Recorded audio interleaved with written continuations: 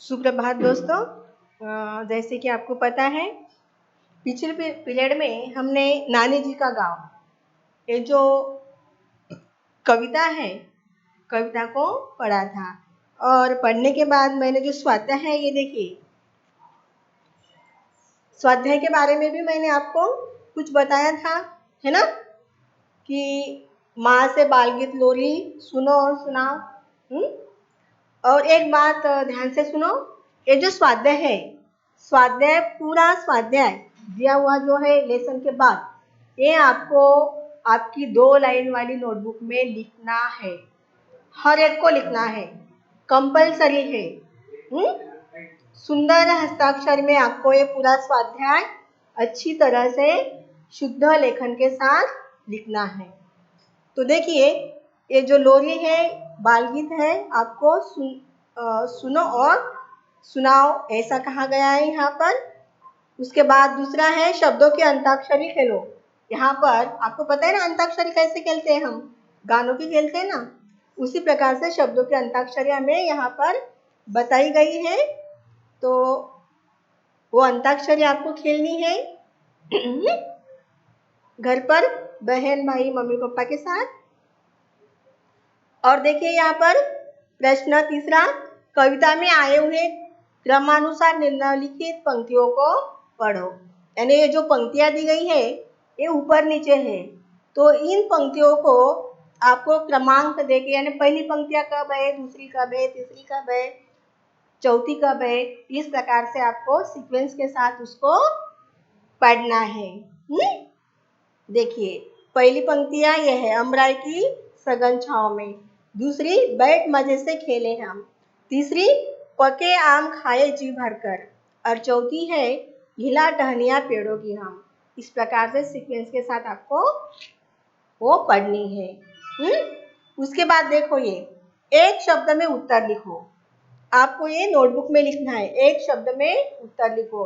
प्रश्न के बाद पूरे वाक्य में उसका उत्तर लिखना है।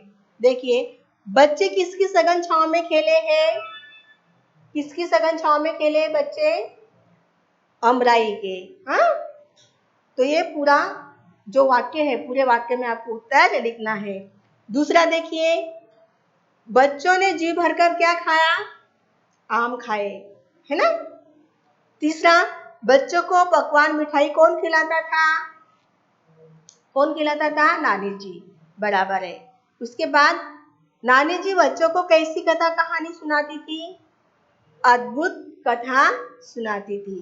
तो इस प्रकार से आपको प्रश्न के नीचे पूरे वाक्य में उसका आंसर, जवाब लिखना है। देखिए, नीचे ये चित्र दिए हुए हैं। देखिए, ये पहला चित्र कौन सा है? क्या बना हुआ है इसमें? देखिए, यहाँ पर कच्चा जो आम रहता है ना, कैरी जिसे हम कहते हैं, उससे बना हुआ है अमचूर। उसके बाद ये दूसरा, पता है ना, अचार आपको पसंद है ना, आ गया ना मुंह में पानी। देखिए, ये अचार की बरनी है, मम्मी ने अचार डाला है। ये तीसरा देखिए, क्या है यहाँ पर बना हुआ? कच्ची जो कैरी होती है, कच्चा आम होता है, उसका मुरब्बा बनाते हैं। ये देखिए, यहाँ पर बरनी में मुरब्बा ऐसा आएगा। उसके नीचे देखो, पसंद है आपको आमरस। उसके बाद ये देखो, अमावट जिसे बोलते हैं, आम का ही बनाते हैं ये। और आखिरी का, आम का जो फ्लेवर होता है, हम अगर आइसक्रीम खाने के लिए गए तो बहुत से बच्चों को आम फ्लेवर का आइसक्रीम बहुत अच्छा लगता है ना। तो ये आइसक्रीम, इस प्रकार से आपको उसके नीचे नाम लिखने हैं।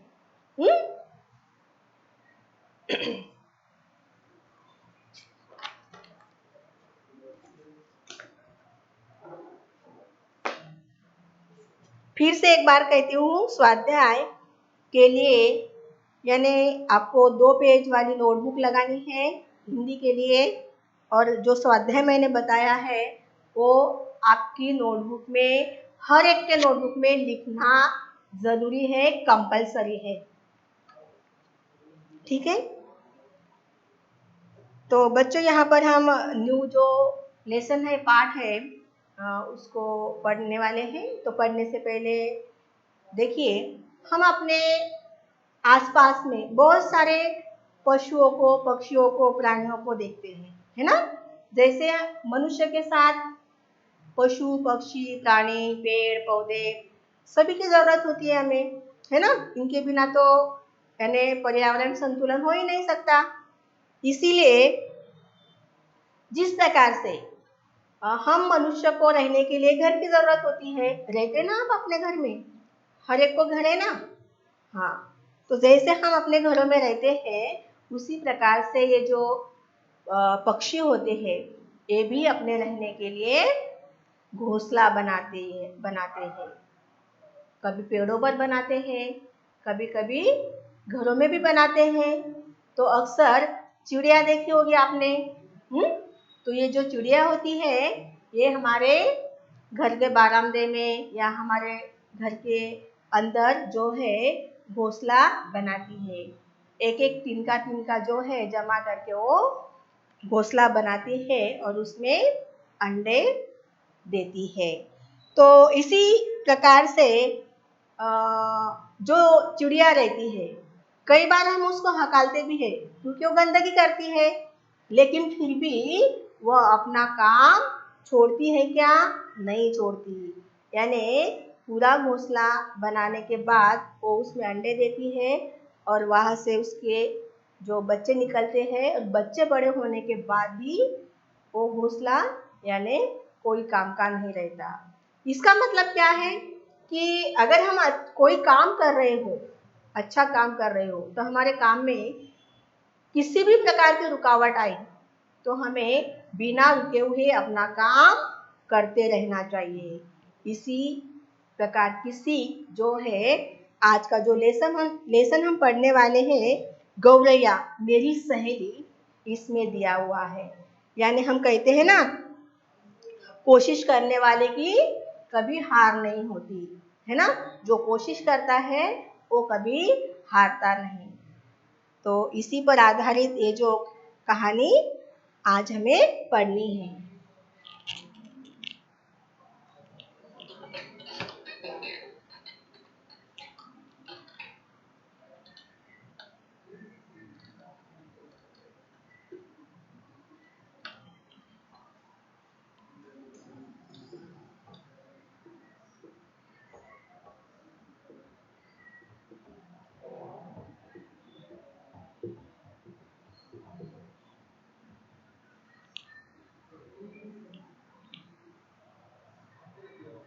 गौरैया का मतलब है जो घरों में आती जाती जो चिड़िया है, जो घरों के अंदर घोंसला बनाती है, गाँवों में दिखती है, ऐसी चिड़िया को हम गौरैया के नाम से जानते हैं। तो देखिए, ये जो गौरैया है क्या करती है, पेज नंबर 6 निकालना है आपको।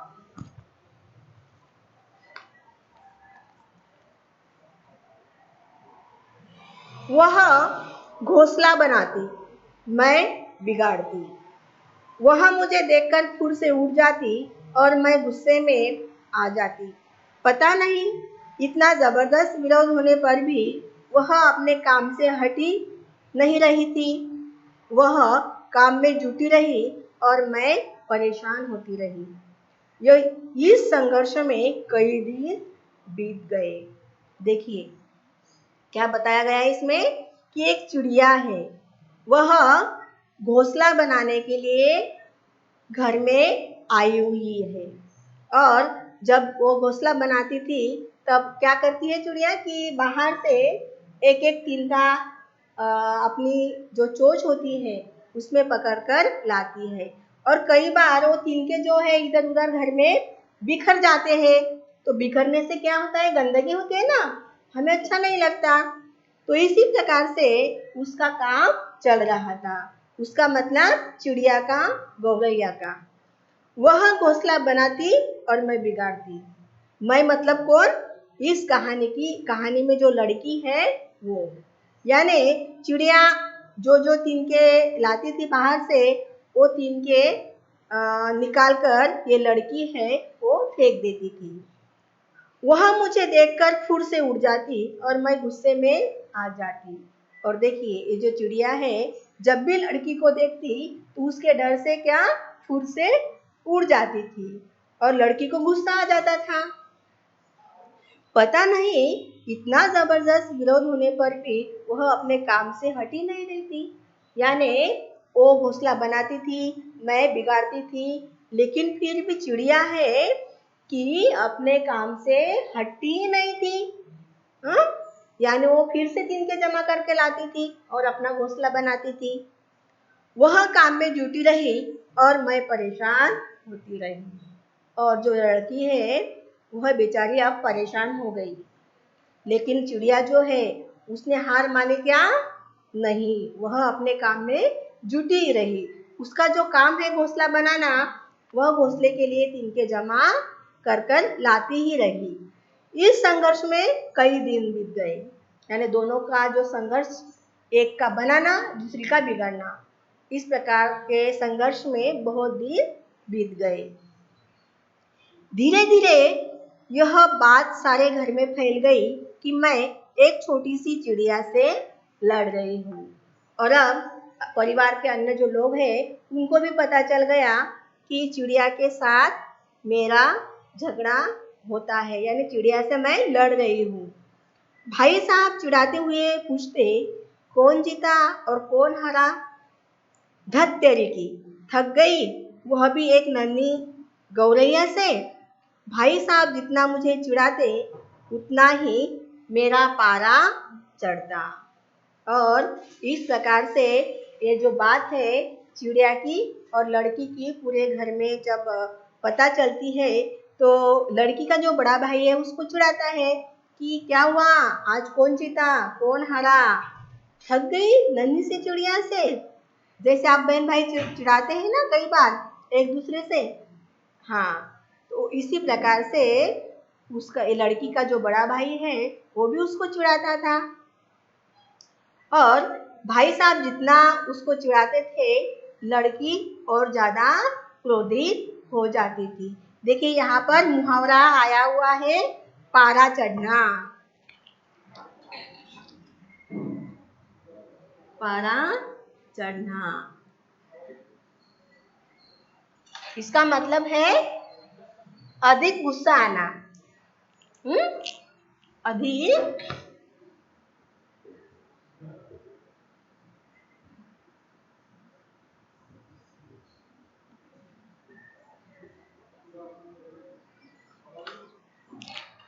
तो इस प्रकार से लड़की का भाई जो है उसको ज्यादा से ज्यादा चिढ़ाता था और जो लड़की है वो अधिक से अधिक गुस्सा होती थी।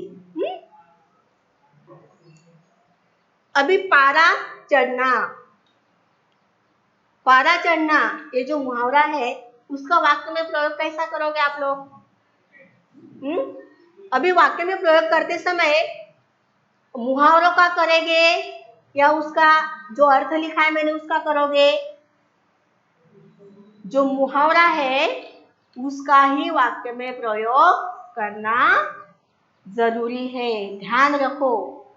कई बार बच्चे क्या करते हैं, जो अर्थ दिया जाता है ना उसका ही वाक्य में प्रयोग करते हैं, लेकिन आपको ध्यान रखना है कि जो मुहावरा होता है उसका ही वाक्य में उपयोग करना चाहिए।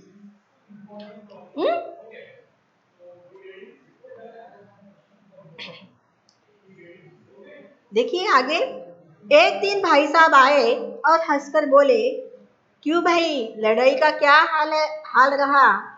ऐसा लगता है जैसे समझौता हो गया है। मैंने कहा, भाई साहब अब जाने भी दीजिए, मैं तो बेचारी गौरैया पर नाक नाराज होती रही। यह तो बड़ी हिम्मत वाली निकली। मुझे तो इससे सबक लेना चाहिए कि मुकाबला करने वालों को कोई हरा नहीं सकता। देखिए क्या जवाब दिया लड़की ने कि मुझसे उससे कुछ सीखना है कि मैंने कितनी कोशिश की लेकिन फिर भी उसने मेरे साथ मुकाबला किया और अपना जो घोंसला है वह बना कर ही रही। तो इससे क्या मुझे सीखना है। गौरैया ने जिस प्रकार से काम किया उस प्रकार से मुझे भी उससे सीख लेनी है। और फिर जो लड़की है भाई से कहती है कि जाने भी दो भाई, बेचारी गौरैया पर मैं नाहक नाराज होती रही। हाँ, वह तो बड़ी हिम्मत वाली है, यानी हिम्मत के साथ उसने अपना घोंसला बनाया और वह हारी नहीं, इसीलिए मुझे भी उसके जैसा ही बनना है, हिम्मत वाली बननी है। तो आगे का जो पैराग्राफ है बच्चों, हम नेक्स्ट पीरियड में देखेंगे। आज का आपका होमवर्क है, आपको ये जो कहानी है इसकी रीडिंग करनी है। कहानी को आपको अपने मम्मी पापा को पढ़कर सुनानी है। हाँ।